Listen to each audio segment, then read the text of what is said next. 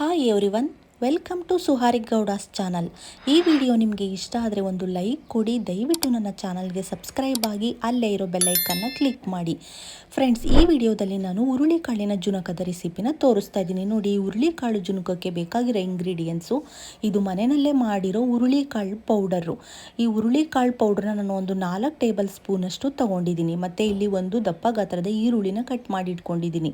ಒಂದು 4-5 ಹಸಿರು ಮೆಣಸಿನಕಾಯಿ, 1 ಗೆಡ್ಡೆ ಬೆಳ್ಳುಳ್ಳಿನ ಜಜ್ಜಿಟ್ಕೊಂಡಿದ್ದೀನಿ. ಮತ್ತು ಕರಿಬೇವು, 1 ದಪ್ಪ ಗಾತ್ರದ ಟೊಮೆಟೊ, ಕೊತ್ತಂಬರಿ ಸೊಪ್ಪು ಮತ್ತು ಹುಣಸೆ ರಸನ ನಾನು ನೀಟಾಗೆಲ್ಲ ತೊಳೆದು ಅದನ್ನೆಲ್ಲ ರಸನ ಬೇರ್ಪಡಿಸಿ ಇಟ್ಕೊಂಡಿದ್ದೀನಿ. ನೋಡಿ, ಹುರುಳಿ ಜುನಕನ ಮಾಡೋದು ನೋಡೋಣ ಬನ್ನಿ.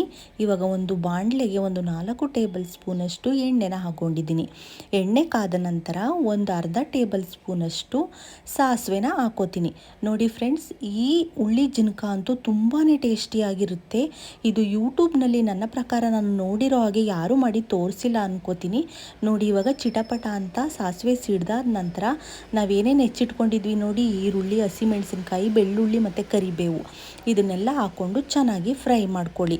ನೋಡಿ, ಈ ಹುರುಳಿಕಾಳು ಜುನಕಕ್ಕೆ ನಾನು ಹುರುಳಿಕಾಳನ್ನ ನೀಟಾಗಿ ಹುರಿದಿಟ್ಕೊಂಡು ಅದಕ್ಕೆ ಒಣ ಬ್ಯಾಡಗಿ ಮೆಣಸಿನ್ಕಾಯಿ ಮತ್ತು ಗುಂಟೂರು ಮೆಣಸಿನ್ಕಾಯಿ, ಅರಿಶಿನ ಪುಡಿ, 2 ಚಕ್ಕೆ, ಲವಂಗ ಇದನ್ನೆಲ್ಲ ಹಾಕಿ ಮಿಲ್ಲಲ್ಲಿ ನೀಟಾಗಿ ನಾನು ಅದನ್ನು ಪೌಡ್ರ್ ಮಾಡಿ ಇಟ್ಕೊಂಡಿರೋ ಅಂಥದ್ದು.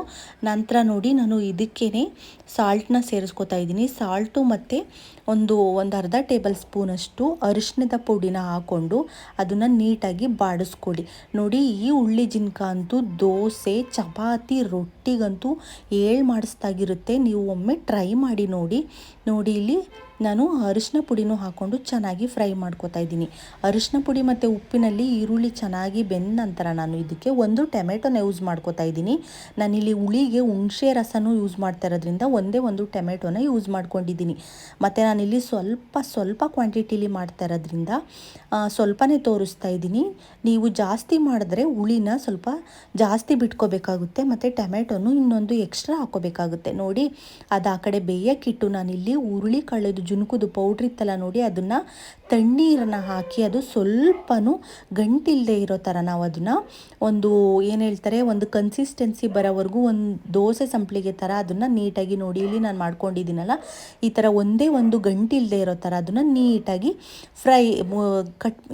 ನೀಟಾಗಿ ಅದನ್ನು ಮಿಕ್ಸ್ ಮಾಡಿ ಇಟ್ಕೋಬೇಕು. ನೋಡಿ, ಇಲ್ಲಿ ಇದು ನಂತರ ಇದೆಲ್ಲ ಫ್ರೈ ಆಗಿದೆ. ನಾನು ಇದಕ್ಕೆ ಇವಾಗ ಹುಣಸೆ ರಸನ ಹಾಕೋತಾ ಇದ್ದೀನಿ. ಇದೆಲ್ಲ ಹಾಕ್ಕೊಂಡಿದ್ದೆ ನೋಡಿ, ನಾನೆಲ್ಲ ಫ್ರೈ ಮಾಡ್ಕೊಂಡಿದ್ದೆ ಈರುಳ್ಳಿ, ಟೊಮೆಟೊ ಅದನ್ನೆಲ್ಲ. ಅದಕ್ಕೆ ಹುಣಸೆ ರಸನ ಹಾಕಿ ನೀಟಾಗಿ ಅದಕ್ಕೆ ಸ್ವಲ್ಪ ನೀರನ್ನ ಆ್ಯಡ್ ಮಾಡಿಬಿಟ್ಟು ನೀವೇನು ಮಾಡಬೇಕು, ಅದನ್ನೆಲ್ಲ ಮಿಕ್ಸ್ ಮಾಡಿ ಒಂದು 2 to 3 ಮಿನಿಟ್ಸು ಆ ಹುಳಿದು ಸ್ಮೆಲ್ಲೆಲ್ಲ ಹೋಗಬೇಕು. ಅಲ್ಲಿವರೆಗೂ ನೀವು ಒಂದು ಲಿಡ್ನ ಕ್ಲೋಸ್ ಮಾಡಿ ಬಿಟ್ಬಿಡಿ. ನೋಡಿ, ಇವಾಗ ಅದು ನೀಟಾಗಿ ಆ ಹುಳಿ ಅಂಶ ಎಲ್ಲ ಹೋಗಿ ನೀರೆಲ್ಲ ಬಾಡೋಗಿದೆ. ಇವಾಗ ಏನು ಮಾಡ್ತೀನಿ, ನಾನು ಎಲ್ಲನೂ ನೀಟಾಗಿ ಲಂಗ್ಸ್ ಇಲ್ಲದೆ ಇರೋ ಥರ ಎಲ್ಲ ಪೇಸ್ಟ್ ಮಾಡಿ ಇಟ್ಕೊಂಡಿದ್ದೆ ನೋಡಿ, ಆ ಹುರುಳಿ ಜುನಕದ ಪೌಡ್ರದು ಅದನ್ನು ಹಾಕೋತಾ ಇದ್ದೀನಿ. ಅದನ್ನು ಹಾಕ್ಕೊಂಡು ನೀವು ನೀಟಾಗಿ ಫ್ರೈ ಮಾಡಿಬಿಟ್ಟು ಅದನ್ನು ಏನು ಮಾಡಿ ಅದಕ್ಕೆ ಕೊತ್ತಂಬರಿ ಸೊಪ್ಪು ಹಾಕ್ಕೊಂಡು ಲಾಸ್ಟಲ್ಲಿ ಕೊತ್ತಂಬರಿ ಸೊಪ್ಪನ್ನೆಲ್ಲ ಹಾಕ್ಬಿಟ್ಟು ನೀವೇನು ಮಾಡಿ ಲಿಡ್ನ ಕ್ಲೋಸ್ ಮಾಡಿ 2 to 3 ಮಿನಿಟ್ಸು ಅದನ್ನು ನೀಟಾಗಿ ಬೇಯೋದಕ್ಕೆ ಬಿಡಿ.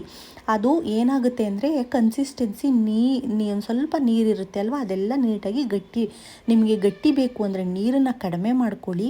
ತೆಳುವಾಗಿ ಬೇಕು ಅಂದರೆ ಇದನ್ನು ಒಬ್ಬೊಬ್ರಿಗೂ ಒಂದೊಂಥರ ಮಾಡ್ತಾರೆ, ತೆಳುವಾಗೂ ಮಾಡ್ಕೋತಾರೆ. ನನಗೆ ಅತಿ ತೆಳುವು ಬೇಡ ಅಂತ ಸ್ವಲ್ಪ ಗಟ್ಟಿ ಮಾಡ್ಕೋತಾ ಇದ್ದೀನಿ. ನೋಡಿ, ನಾನು ಒಂದೇ ಒಂದು ಸ್ವಲ್ಪ ನೀರನ್ನ ಹಾಕ್ಕೊಂಡು ನೀಟಾಗಿ ಲಿಡ್ನ ಕ್ಲೋಸ್ ಮಾಡಿ ಒಂದು 2 to 3 ಮಿನಿಟ್ಸ್ ಬಿಟ್ಟೆ. ನೋಡಿ, ಫುಲ್ಲು ನೀಟಾಗಿ ಅದು ನನಗೆ ಯಾವ ಕನ್ಸಿಸ್ಟೆನ್ಸಿ ಬೇಕು ಪರ್ಫೆಕ್ಟಾಗಿ ರೆಡಿಯಾಗಿದೆ. ನೋಡಿ, ಹುರುಳಿ ಜುನಕ ಇದು ಮುಗೀತು.